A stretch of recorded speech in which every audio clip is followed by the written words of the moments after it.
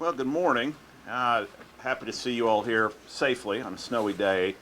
Before we begin with the topic that brings us all here this morning, I want to take a moment to remember what we know to be at least the 14 Kentuckians that we've lost during the recent flooding and the severe weather that we faced here in Kentucky.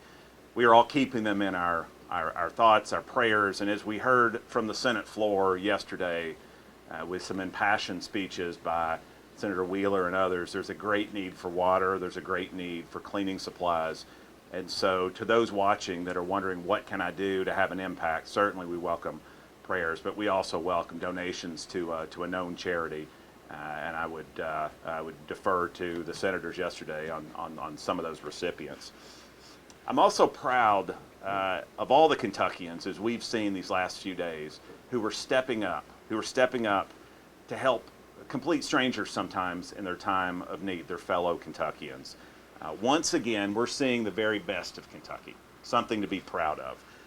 But much like these floods that have devastated our Commonwealth from the west to the east, the drug crisis has similarly gutted our Commonwealth, caused particularly significant damage to our mountain counties, our friends in eastern Kentucky. Now, thank you for joining us, to all of you who are here for today's announcement, and a special thanks to Senate President Robert Stivers and to Chief Clerk Donna Holliday for opening the doors of this beautiful space, for allowing us to make this announcement in the Senate caucus room. I appreciate their recognition that government still needs to function on a day that we have snow flurries. Our Commonwealth has so much to be proud of, including one of the greatest, most historic rivalries in all of college sports. And let the record reflect, let there be no doubt, this tie has both equal parts blue and red. Look, we also know we have our share of challenges, many of them discussed daily in this building. For too long, we've faced the scourge of drug abuse that has stolen lives and ravaged our communities. We've been humbled. It's not just that county, that neighborhood. It's our families. It's us. We've come a long way, though, in fighting addiction over the last decade or so. This is a three-legged stool to be effective in fighting this crisis. One of those legs is treatment. We've made tremendous progress in treatment. We now in Kentucky have more treatment beds for inpatient treatment than any state in our nation. The second, law enforcement. We are running faster. We are working in law enforcement more collaboratively to charge the traffickers, to charge the cartels that are bringing the poison into this Commonwealth. But let's just pause on the third leg of that stool where we have fallen short. Prevention. We have never had an effective statewide prevention effort. That must change, and that is what we're here to discuss this morning. We lost 1,984 Kentuckians to drug-related death last year, 2023, to fatal overdoses. Too many families are left staring at that empty seat, at kitchen tables, that empty place at pews in religious institutions across our state, that empty seat in businesses where employees aren't showing up. So a statewide prevention initiative, stopping addiction before it starts, is what brings us here today. You know, whether in politics or Kentucky athletics, red and blue don't always seem to mix. But today we are all coming together, cats and cards and tops, for one purpose: to save lives. I'm so grateful that some of the biggest names in Kentucky athletics could join us in this effort. A special thank you to University of Louisville head football coach Jeff Brom, to University of Kentucky head baseball coach Nick Mangione, and Western Kentucky University head softball coach Amy Tudor. Couldn't be with us today, but is in this effort, in this fight with us. They're all part of launching a groundbreaking initiative focused on Kentucky kids. It's called Better Without It. Better Without It. It's a research-backed and positively driven campaign to show the young kids of our Commonwealth that they can live healthy, fulfilling lives without the scourge of substance abuse, without the scourge of drug use. Last year, and it's a mouthful, but blame it on the legislature, the Kentucky Opioid Abatement Advisory Commission approved our proposal to spend $3.6 million over 3 years to support this effort. To be successful, we knew we needed to have the right messengers. Who is more powerful as an influencer to Kentucky's next generation than our student athletes and their coaches? Who would a 13-year-old kid listen to in the Purchase, in the mountains, or in West Louisville? Who would they look up to more than the coaches sitting in these chairs next to me? That's why we've signed NIL deals with some of Kentucky's biggest names to tell Kentucky's youth that they are indeed better off without it. This message is going out to where the young people are, on social media, podcasts, and around college campuses. We're able now and will be able to speak directly to kids ages 13 through 26 in a way that the data says will actually have an impact through all the noise and will make a difference. You can see some of the campaign behind me. These aren't bland ads that could be found anywhere. They are made to look and sound and feel like Kentucky. And I truly believe they'll resonate. To all the parents out there and to all the folks who might look or dress like me, my kids think I was born in a suit, you may never see any of these ads. Good, because we're hyper focusing on the kids 13 to 26 that will, trying to save lives. To show the leg here, this was initially outside my comfort zone as a prosecutor and someone who spent their career in law enforcement. I want to pound this podium and I want to say one pill can kill. But the data shows that a positive message that give these kids agency is what can be most impactful in saving lives and preventing their drug use. And when I say the stakes are high, that's not hyperbole. We do exist in an environment where one pill that is pressed fentanyl coming from over a porous southwest border, where one pill can kill. So whether you're a hilltopper, whether you throw an L, or whether you bleed blue, it's our chance now to come together to save lives. So I'm grateful to have such a fantastic partner in this effort. Director Chris Evans of the Opioid Abatement Advisory Commission. Now, Chris has spent his career fighting this scourge as a DEA street agent, as a special agent in charge of the DEA Kentucky Division, and ultimately leading the global organization of the DEA as its acting administrator. Director Evans, Deputy Director Jesse Halliday, and their team have made this idea a reality. And Kentucky will be a safer place because of it. Director Evans? Thank you, sir. Thank you, General Coleman. I want to take this opportunity to first thank those who have been a part of this. As we've talked here today with the sports, this is clearly a team effort. We at the Attorney General's office and the Commission have partnered with the universities and their entities there to work together to get to today's effort.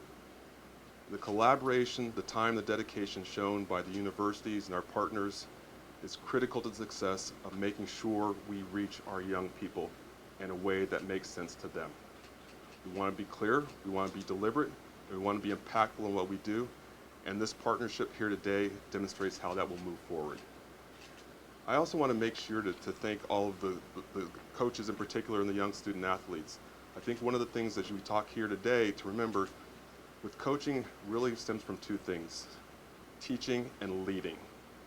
And clearly those who are with us today have demonstrated best practices, the best way to do it, and we in the Commonwealth have the best examples of what that looks like here with us today.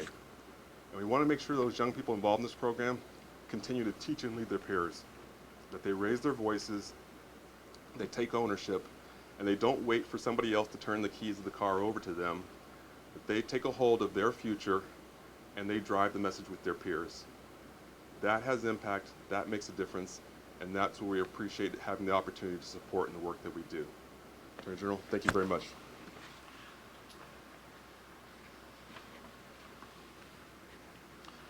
Appreciate it, Director. And I'd like to give a special thanks to each of the coaches and student athletes who've chosen to be part of this effort. You're seeing the tip of the spear here today. Much to come, not only with our student athletes, but other social media influencers outside of the athletic space.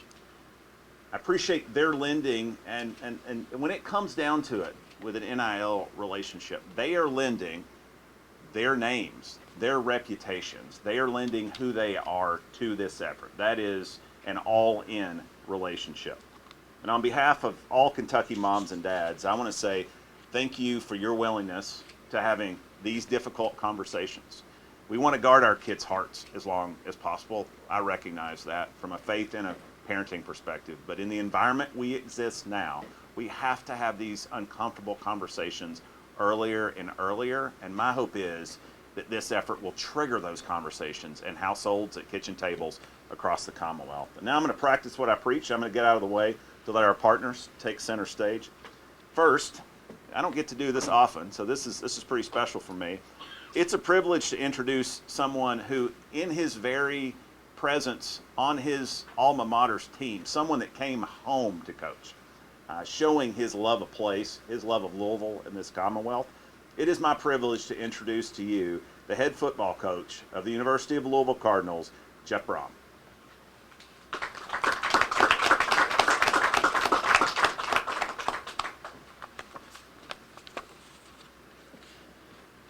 Well, thank you for allowing me to be a part of such an important initiative, to tackle an issue that has not only affected people in the state of Kentucky, but so many others throughout our nation. I appreciate our state leaders taking an active role to solve this growing problem. Working with young people every day, I see the dedication and commitment that is required to be successful both on and off the field. Our players must maintain their focus on reaching their goals and avoid the temptations and distractions that could lead them astray. They all must make the choice and decision that they are better without it. And we want to help others in our communities to make that same choice. University of Louisville, our football program, our staff support all the hard work and dedication that has gone into this statewide program. And we are proud to stand here with so many important leaders from across the state to show our support. Thank you.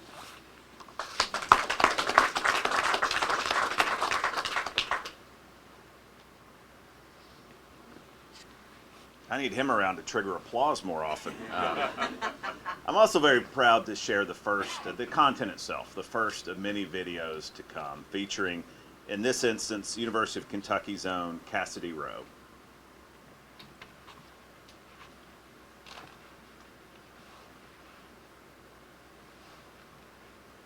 I think it's important to have a passion because it's important to have something that's bigger than yourself, that you find joy in, that you can work towards every single day. I would say that basketball has positively influenced my life greater than any other thing that I've done because it has allowed me to build so many great relationships, and it's taught me resilience and accountability and discipline and so many things that I use in life every single day. I've witnessed how drugs have negatively impacted people in my community, and I know that by pursuing my passion, I've been able to make positive choices that have helped me grow as a person and an athlete. If you're feeling pressured, I would just encourage you to stay true to yourself and not let others influence you to become something that you're not. It's okay to stand out and make choices that reflect who you really are. My name is Cassidy Rowe, and I'm better without it.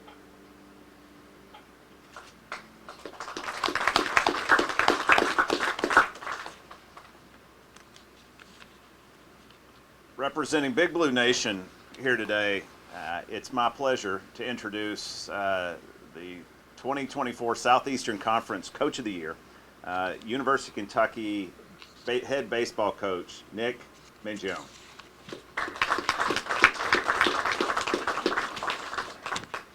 Get out of your way, Coach. Yeah, no worries. Thank you for being here. Billy Graham said that a coach will have the opportunity to impact more young people in 1 year than the average person does in a lifetime. I'm going to say that again. A coach will have the opportunity to impact more young people in 1 year than the average person does in a lifetime.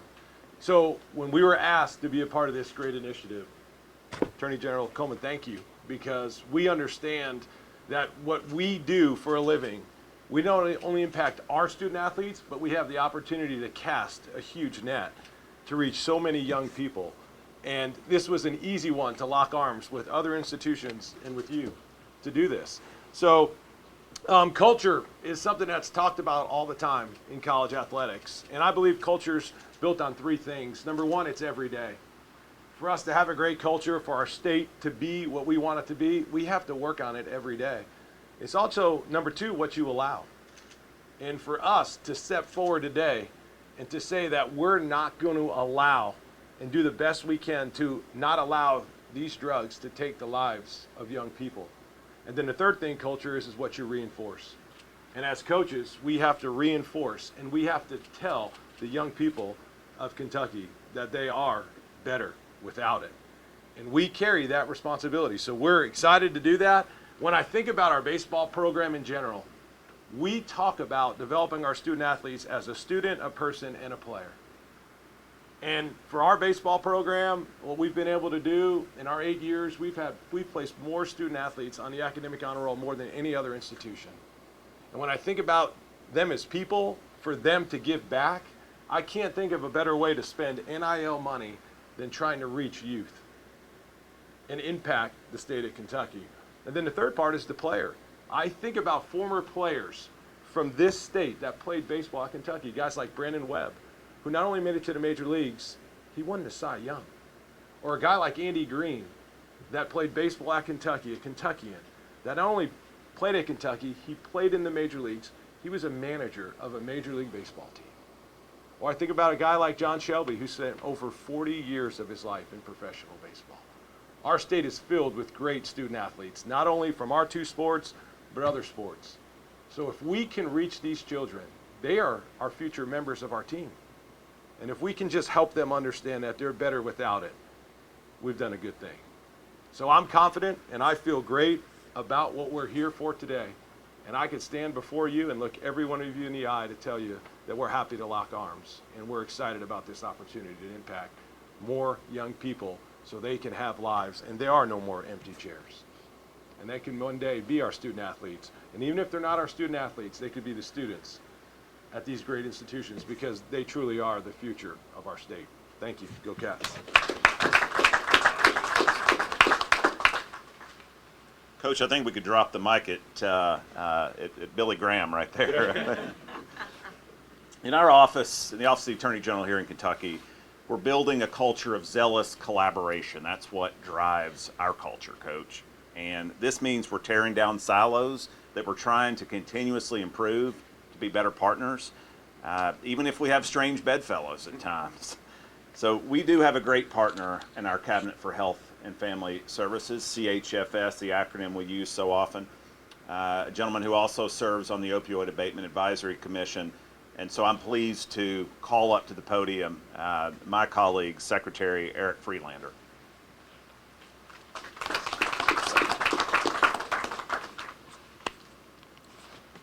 Attorney General Coleman, thank you for allowing me to speak today. Chris, always great to work with you. It is so nice to be able to get behind this initiative. This is evidence-based. It's progressive thinking. I really appreciate the opportunity to do that. So I want to thank both of you all. You know, we all, I'm wearing green, right? So on behalf of Governor Beshear, I want to say thank you. This is not red or blue, right? This is about kids. This is about kids that the Cabinet for Health and Family Services serves, right? Too many parents that are missing from children's lives. They come into our system. That's, frankly, the last place you want. Too many grandparents raising kids. We have got to make a difference. We've got to make prevention a priority. We always talk about if you're dead, you're not going to be able to turn your life around. You'll never have the opportunity to do that. If we're able to prevent somebody from, even in the beginning, having to turn their life around, making sure that kids know that they're too good for this, they're too strong for this, that's going to make the difference. So I'm a big sports fan. I really am. You know, our governor's son is a big baseball fan. You've really helped out in introducing folks, so I really appreciate that. My fandom goes way back. I cheered for folks like Jim Price and Mike LaHan and John Medea and Howard Stevens. So I've revealed the team that I cheer for, and probably very few of you know what I just said. Also with Western Kentucky, you know, I was a big fan of Jamie Walls. She was a fantastic basketball player. So always, all these institutions make a difference. All these coaches make a difference. So lending your voices, making that difference, giving inspiration to kids to never pick up what is potentially a life-ending decision. So thank you all. Thank you for your leadership. Thank you for your leadership. You all make a difference. We are not red or blue. We are not. I cheer for one team. I cheer for Team Kentucky. Thanks. Thank you, Mr. Secretary. Just to clarify, you were referring to progressive with a small p. Yeah, I'm sorry. Grateful for that. Finally, I'd like to welcome. Great. Thank you. Finally, I'd like to welcome the University of Kentucky's Senior Vice President for Health and Public Policy, someone that is no stranger to Frankfort, no stranger to this building, and certainly no stranger to service to this Commonwealth for many decades. It's a real privilege to welcome Mark Birdwhistle up to this podium to talk about the power of collaboration. Thank you. So, thank you, Attorney General. Thank you, Chris. I greatly appreciate the opportunity to be back in this Capitol. There's not many crevices in this building that I cannot talk about. I began my career, I won't say what year, as a tour guide in this Capitol building. So this is a sacred place for me, a lot of memories. So I've spent 4 decades working in health policy in the Commonwealth. I've presented in countless panels, but this is the first. I have never had the honor of being on a panel with 2 coaches. And I think that's indicative of what we're talking about here today. Using new modalities, new voices, new techniques to get that message across. I probably have one qualification that none of the rest of the panelists do. I'm a grandfather. I've got a 13-year-old, an 11-year-old, and a 9-year-old. And I didn't have this in my script, but when you were talking about the 13-year-old is the target, that's my 13-year-old granddaughter. And I much, much, much appreciate that. I do appreciate being here with my good friend, colleague, Secretary Eric Freelander. I will say, he won't say this, he is the longest tenured Secretary of the Cabinet for Health and Family Services in the history of the Commonwealth. That is a difficult job. Tell me, I know, I've lived it. So thank you, Eric, for enduring. He had a lot of black hair when he started a long time ago. But seriously, the Commonwealth owes you for hanging in there. That is the consequences of that job are phenomenal. And it's a lot of sleepless nights. So thank you.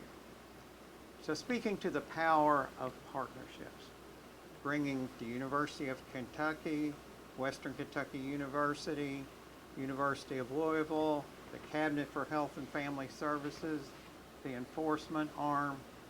This is a new way of trying to get the message out.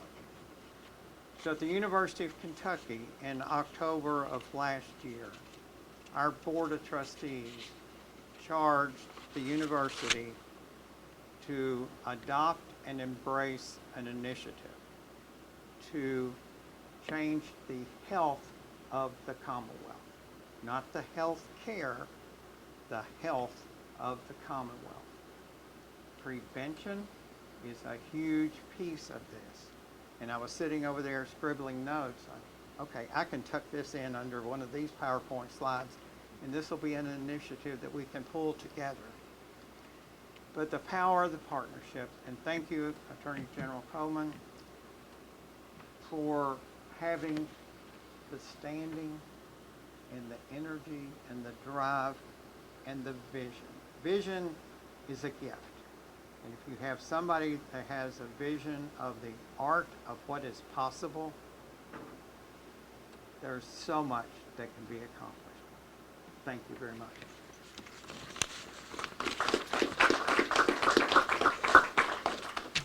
I don't want to take your. Thank you, sir. So I want to wrap up, and again, thank everyone for being here on a snowy day. What you're seeing is the initial content. Much to come. We don't have our student athletes here. Those relationships will be rolling out in the very near term. The content is coming. At the end of the day, this is about tearing down silos. This is about doing something that's not been done before, collaborating in a way that hasn't been attempted to face a threat. And in law enforcement, you go to where the threats are. This is going using new technology, new strategies, new tactics to go to where the threats are. And I am deeply grateful for those that are here. I'm deeply grateful for the students that will be partnering with us and for you all covering this morning. With that, happy to take any questions that you might have. I know that the campaign is targeting kids ages 13 to 26. Just to preface it, just last week at a JCPS elementary school, 5 students ingested THC-infused gummies. Is there a hope that this campaign would hope to reach even a younger population who might be exposed to it? Yeah, 100%. And I'll say when this was first, when we were looking at the parameters of this effort, 13 seemed a little old to me initially because we're seeing addicts as early as 11. We're seeing overdoses at an earlier age. But because we're using social media as our vehicle, we are abiding by the parameters of those use agreements. And ostensibly, those younger than 13 aren't on these platforms. Now, we know that's not the case. We know that's not the case because we're in active litigation against TikTok for that very reason. That said, we are hoping that this message goes older than 26 and certainly goes younger than 13, but those are the parameters of this particular effort. The Commission is funding engagement efforts that are targeting much broader demographics. This narrowly is focused on, at least initially, 13 through 26, though. But fantastic question. We want this message to permeate our entire Commonwealth. And we don't want barriers, but the social media dynamics are such that we're starting at 13. Great question. I appreciate that.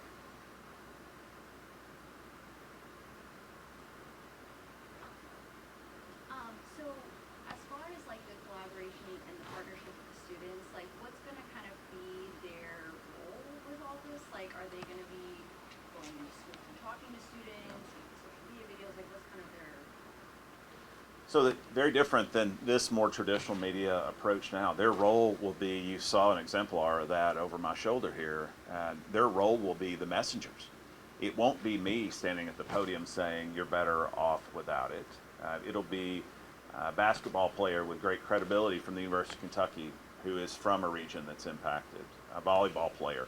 And these initial relationships with UK, UofL, Western, we're going to build that out. This is initial partnerships. We want to go west and we want to go east as well. But you're going to see these young people taking the message to their students. We know that the data demonstrates to us that the most impactful influencer is someone of the same age demographic, someone that these kids already look up to. In an ideal world, you have a kid looking at the screen saying, you want to wear this uniform? You want to play for Big Blue Nation? You want to play on that field? You're better off without it. I grew up in rural Kentucky. I know the impact of hearing from a University of Kentucky coach.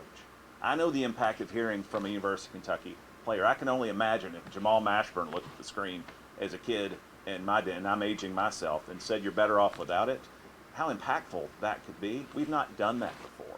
So what you're going to see has never been done before, using technology that's never been deployed like this before. So stay tuned. My colleagues give me a hard time for saying stay tuned because but I'm so optimistic about the future that I tend to use that term. I'm so optimistic about what this commission is doing. I'm so optimistic about how this technology can finally be leveraged to do something positive other than cat videos. So, looking forward to it. Appreciate the question. Follow up? Yeah, and about how long do you think it's going to take to kind of roll this out? So, Director, you want to give the timeline of this content? You want?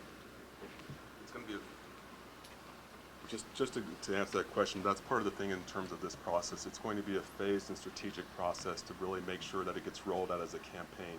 Again, don't think of this as a government program which is coming out and going to look very much like things you saw in the past. This is going to be phased and done through a marketing campaign in a strategic way. So again, the video that you saw as an example will show and preview what you can expect that's going to be coming through. And those things will start rolling out immediately. But again, it's going to be staged and come through. So it'll be phased over time. And as the General said, some of it you may see, some of it you may not see, but those around you, and again, that age group will hear about it. And as a, Chris, one moment for you. This was initially rolled out, a teaser, if you will, at a ribbon board, get the nomenclature right, scrolling at the University of Kentucky, University of Louisville basketball game. Talk about never being done before, using mechanisms that haven't been leveraged for this purpose. Is there anything else in terms of the creativity of this approach that you want to address in with her question? Well, I think one of the things that you should remember with this is that it is taking young people and putting them at the forefront of driving messaging to young people. And that's not something which is typically done or normally done in anything related to the government whatsoever. We're making sure that those who will be listened to are the ones that are in the forefront. And again, using technology, going to the places where they live and where they naturally are working and understanding things daily, the ability to have coaches, the ability to have people of their age bracket in that age group and demographic talking to them, and having it in a natural way, not a stated speech, but again, their voice being delivered to their peers. And so that's one of the things that's really different and unique about this, and we're really excited about, because again, as the General said, this has not been done on a statewide effort before. So again, it's a Kentucky leading the way in the nation in terms of how we treat young people and how we get better. And let's talk about for a moment, this room is significant because not present here are our partners from KYA, Kentucky Youth Advocates. They have ensuring that we're getting the right message out there, that it's not constructed in a room here in this Capitol by folks wearing button-up jackets and ties. The message testing has been done. Oh, we do have, fantastic. We have representatives from Kentucky Youth Advocates here. They brought kids to get from across this Commonwealth, east, west, urban, rural, sat across the table a few feet from where I'm standing, and we tested some of these messages. We talked to these kids, but more importantly, the messages we're using is a product of listening to these kids. And Kentucky Youth Advocates have a history of being able to build out these relationships with young people, east, west, again, urban, rural. What's impactful? Not by a spin doctor in a government office, but what's impactful with these kids? It's going to places that those of us who dress like this may not necessarily initially be comfortable with. I told you, my comfort zone has been exceeded here. But we're doing it because the data says it works. The director and his team scoured the country for efforts that would be impactful, that the data says would be impactful, that the evidence says would be impactful. So we partnered with a group out of Florida, out of Broward County, Florida, that had demonstrated impact. And the commission, talk about R's and D's, commission that looked very different than me, invested $3.6 million, and I will end with this. $3.6 million that funds this is blood money. It is considered blood money by those that have empty seats like that in their kitchens, who have lost family members. And we will be good stewards of this money. We will continue to invest it in a way that will grow and have an impact. With that, thank you all for being here. Please be safe heading home. Take care.